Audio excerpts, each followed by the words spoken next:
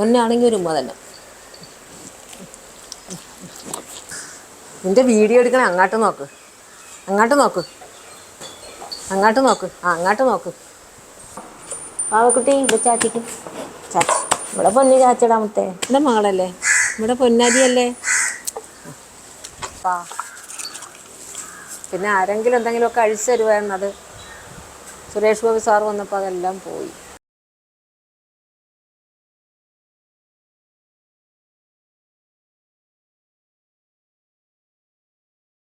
Hi, എല്ലാവർക്കും നമസ്കാരം. അഗർവേദിൻ്റെ പുതിയ വീഡിയോയിലേക്ക് എൻ്റെ എല്ലാ പ്രിയ കൂട്ടുകാർക്കും വളരെ ഹൃദ്യമായ സ്വാഗതം. നമ്മൾ ഈ ആഴ്ച പരിചയപ്പെടാൻ പോകുന്ന കർഷക ഈ അമ്മച്ചിയാണ്. അമ്മച്ചി ആലപ്പുഴ ചേർത്തലക്കാരിയാണ്. അമ്മച്ചിയുടെ വിശേഷങ്ങളാണ് നമ്മൾ പങ്കുവയ്ക്കാൻ പോകുന്നത്. ഒരു പക്ഷേ നിങ്ങൾക്ക് എല്ലാവർക്കും അമ്മച്ചി അറിയാവുന്നതായിരിക്കും. കാരണം അമ്മച്ചി ഇവിടെ ഈ ഒരു കുറേ പശുക്കളെയുമായിട്ടുള്ള അമ്മച്ചിയുടെ ജീവിതം, അമ്മച്ചി അവരെ പശുക്കൾ നല്ല വിളിക്കുന്നത് കേട്ടോ, മക്കൾ എന്നാണ് വിളിക്കുന്നത്. അപ്പോൾ അമ്മച്ചിയുടെ ജീവിതം നമുക്കാരും ഇല്ലാത്ത സാഹചര്യത്തിൽ അവരാണ് കുട്ടുറുമ്പായൊക്കെ ആയിട്ട് നിൽക്കുന്നത്. അതിൽ ഇവരുടെ മുൻഗാമികളെന്ന് പറയുമ്പോൾ ഞാൻ ആത്മഹത്യ ചെയ്യാൻ ഒരുങ്ങിയപ്പോൾ നിർവാഹമില്ല, പട്ടിണിക്കേടായി.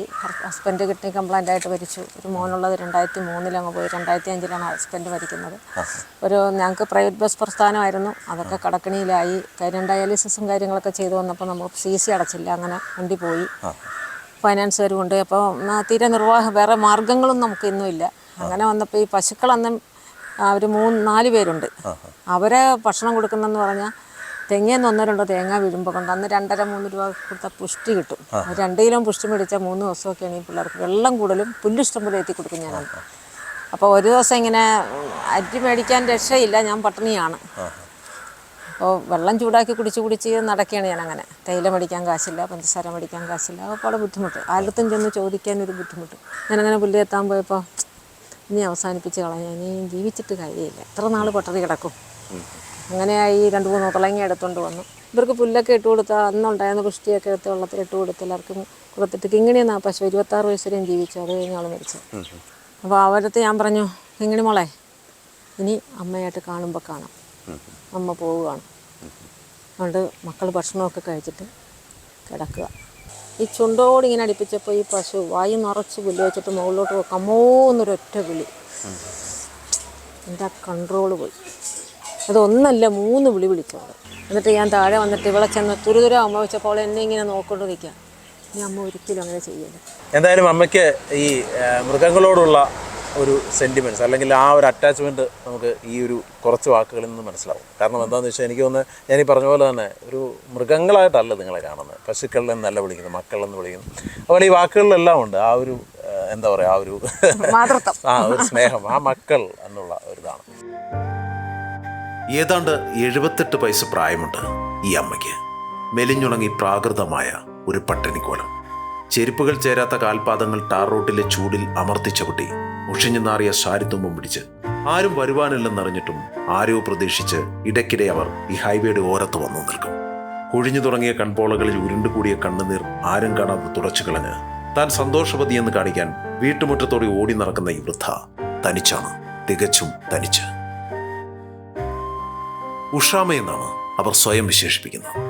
അവരിവിടെ തനിച്ചായിട്ട് വർഷങ്ങൾ പലത് കഴിഞ്ഞിരിക്കുന്നു. ഈ ഏകാന്തതയും വിരസതയും ഒക്കെ ഈ അമ്മയെ അടുപ്പിച്ചത് മക്കളെന്ന് വിളിക്കുന്ന ഈ കന്നുകാലികളുടെ അടുത്തേക്കും. ഒരു മനുഷ്യൻ ഇങ്ങനെ ജീവിക്കാൻ കഴിയുമോ എന്ന് ഈ അമ്മയെ കാണുമ്പോൾ ആരും സംശയിച്ചു പോകും. സ്വന്തം ദുഃഖങ്ങളും സന്തോഷങ്ങളും ഒക്കെ പങ്കിടാൻ മനുഷ്യരാരും ഇവർക്ക് കൂട്ടില്ല. ഇവർ കരയുന്നതും ചിരിക്കുന്നതും ഒക്കെ കാണാൻ ഈ കന്നുകാലികൾ മാത്രമേ ഉള്ളൂ.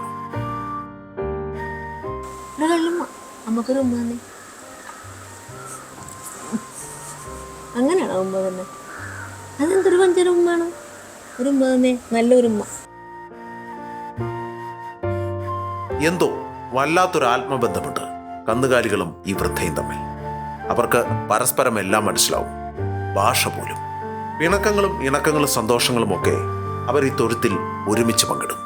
ഉഷാമയുടെ കണ്ണൊന്ന് കലങ്ങിയാൽ, മനസ്സൊന്ന് വേദനിച്ചാൽ ഈ മിണ്ടാപ്രാണികൾക്കറിയാം. അവരാ കണ്ണുനീർ നക്കിത്തുടയ്ക്കും.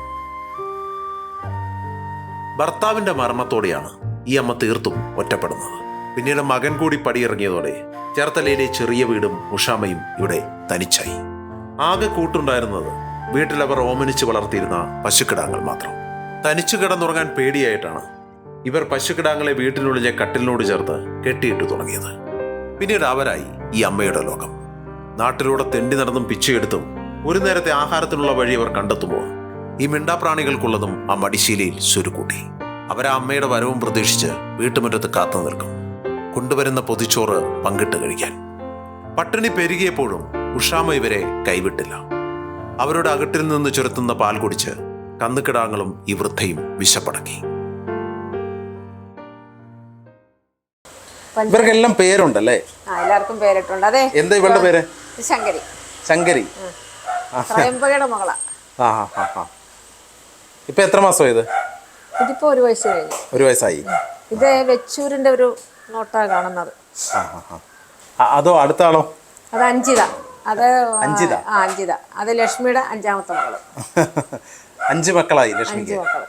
ഇവളുടെ പേരെന്താ? ഇവിടെ പേര് ലക്ഷ്മി. ലക്ഷ്മി. ഇവിടെ പേര് ശരിക്കും പാഞ്ചാലി എന്നാണ്. ഇവിടെ വീട്ടില് നമ്മളിവിടെ വന്നപ്പോൾ എനിക്ക് രമ്മ നാരായണ എന്ന് പറഞ്ഞ ചോറ്റാനിക്കൊരു അമ്മയുടെ ഭക്തരുണ്ട്. പുള്ളിക്ക് ദർശനം കൊടുത്തിട്ടാണ് പറഞ്ഞാൽ എൻ്റെ ഒരു ഭക്ത ഒരു സാധനം ചേട്ടന് മേടിച്ച് കൊടുക്കണമെന്ന് പറഞ്ഞിട്ടാണ് ഈ പശുവിന് പശുക്കുട്ടിയാന്ന് പറഞ്ഞു.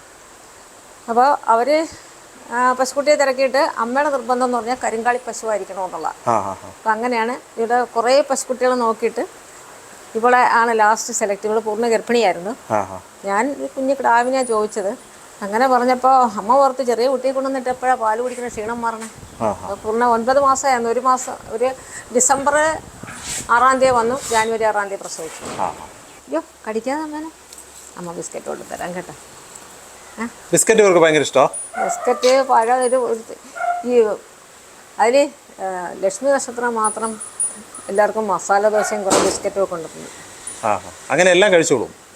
നമ്മൾ എല്ലാ സാധനവും കൊടുക്കും ഇവിടെ. ഒരു പെരടകത്ത് കിടക്കുന്ന ഞാൻ എന്ത് വാങ്ങിക്കണം അതൊക്കെ അവർക്ക് കൊടുക്കണം. അവരെത്ര സുന്ദരമായിട്ട് അവിടെ ജീവിക്കണം. എന്നെക്കാളും സുഖലോലുപരമായിട്ടായിട്ട് ജീവിക്കണം. അത് അങ്ങനെ വേണമെന്നാണ് എൻ്റെ ആഗ്രഹം. കാര്യം നമ്മളെ ഇന്നൊരു പാളിച്ച പോലും വരരുത്. ഇവരെ കറക്കുന്നതും കുളിപ്പിക്കുന്നതും എല്ലാം അമ്മച്ചി തന്നെയാണോ? ഇവരാരുമായിട്ട് ടച്ചില്ല. അവർക്ക് എല്ലാവരെയും പേടിയാണ്. പാലിപ്പോ ഇവിടെ സൊസൈറ്റിയിലൊന്നും കൊടുത്താൽ നമുക്ക് മുതലാകില്ലാത്തതുകൊണ്ട് സൊസൈറ്റി കൊടുക്കാറില്ല. പിന്നെ പാലിൻ്റെ കാശ് കൊണ്ടൊന്നും ഇവരെ നോക്കാനും പറ്റുന്നില്ല. പിന്നെ പെൻഷൻ കിട്ടണത് പിന്നെ ആരെങ്കിലും എന്തെങ്കിലുമൊക്കെ അഴിച്ചു തരുവായിരുന്നത്. സുരേഷ് ഗോപി സാർ വന്നപ്പോൾ അതെല്ലാം പോയി. അല്ല എല്ലാവരും സഹായിച്ചു, ഞാൻ നുണ പറയുന്നു എന്നൊക്കെയുള്ള ചിന്താഗതിയുള്ളവരും ഉണ്ട്. പക്ഷേ എൻ്റെ ചോറ്റാനിക്കരമ്പോൾ സത്യമായിട്ടും പുള്ളി 1 രൂപ പോലും തന്നില്ല എന്നുള്ള വേറെ സത്യം. പിന്നെ നമുക്ക് ഞാൻ പറഞ്ഞില്ലേ നമുക്ക് സന്തോഷക്കുറവൊന്നുമില്ല. പക്ഷെ എന്നാലും എന്നോടല്ല പറഞ്ഞത്, ചോറ്റാനിക്കരമ്മയുടെ മക്കളത്താണ് പറഞ്ഞത്. അത് നമുക്ക് വിഷമമുള്ളൂ, നമുക്കൊന്നുമില്ല.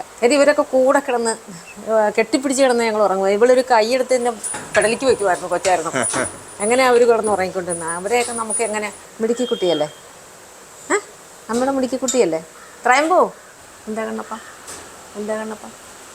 അമ്മേടെ കടിച്ചിടം അയ്യോ അമ്മയുടെ കൈ പൊട്ടിപ്പോവും. ഇവരെ പുറത്തിറക്കി കിട്ടൂല. ഇല്ല എന്താന്നേ നമുക്ക് ചിലപ്പോ ഇവര് വോട്ടക്കാരാ. ഇവൻ കാളക്കുട്ടനാ. HFന്റെ കാളയാണോ? ഇവനിപ്പോ എത്ര വയസ്സായി? ഇവനിപ്പോ ഡേറ്റ് ഓഫ് ബർത്ത് ഒക്കെ ഡയറിയിലുണ്ട്, നോക്കി പറയാം.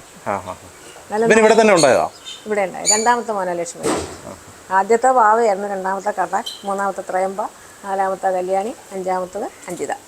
ഇവരെ ആരെയും കൊടുക്കത്തില്ല? ഇവിടെ ഉണ്ടാകുന്ന കുഞ്ഞുങ്ങളെല്ലാം ഇവിടെ തന്നെ? 5 കാള ഉണ്ടായിരുന്നല്ലോ, അതൊക്കെ നമ്മൾ ഇവിടെ തന്നെയൊക്കെ മരിച്ചു പോയതാ. ഇവിടെ ഒരു 18-20 എണ്ണത്തിൻ്റെ അടുത്ത് മരിച്ചിട്ടുണ്ട് ഇവിടെ. നമ്മളാർക്കും കൊടുക്കുകയല്ലേ. കണ്ണപ്പ നീ കണ്ണപ്പനാണോ? നീ കണ്ണപ്പനാണെന്ന് ആര് പറഞ്ഞു? കണ്ണപ്പനാണോ? ഇവിടെ പൊന്നാണോ നീ? പൊന്നാണെങ്കിൽ ഒരു ഉമ്മ തന്നെ.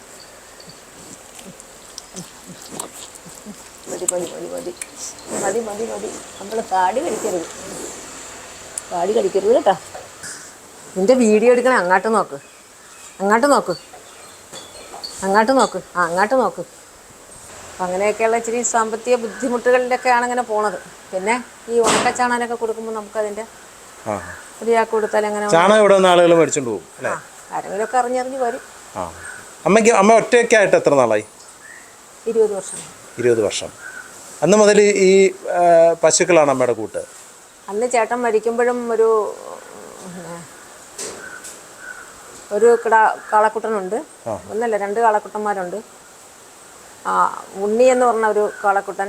അവനും ചേട്ടൻ മരിച്ച് 15ൻ്റെ അന്നാണ് അവനെ കിട്ടുന്നത്. അതിന് മുമ്പ് ഞാൻ പറഞ്ഞില്ലേ നേരത്തെ കുടുംബത്തിൽ നിന്ന് കൊണ്ടുവന്ന പശുവിൻ്റെ കുട്ടികളൊക്കെ ഉണ്ടായിരുന്നു. അവരൊക്കെ നമ്മുടെ കൂടെ തന്നെ കട്ടിലേക്ക് കിടന്നുറങ്ങിയവരാണ്. പിന്നെ കിങ്ങിണിയൊക്കെ അവരുടെ കട്ടിലൊക്കെ ഇപ്പോഴും പൊട്ടിപ്പൊടിഞ്ഞൊക്കെ കിടപ്പുണ്ട്. പ്ലാസ്റ്റിക്. അവൾ TV കാണുമായിരുന്നു. ഇവരുമൊക്കെ TV കാണുന്ന സെക്ഷനിലുള്ളവരാണ്. അവർ മനുഷ്യരെ പോലെ തന്നെ എല്ലാ കാര്യവും നമ്മൾ ചെയ്യുന്ന എല്ലാ കാര്യങ്ങളും അവരും ചെയ്യുന്നുണ്ട്. പിന്നെ സ്നേഹ സന്തോഷമായിട്ട് ഞങ്ങളങ്ങനെ. അമ്മയ്ക്ക് ഇച്ചിരി ദുഃഖമുണ്ടെന്നേ ഉള്ളൂ അല്ലേ?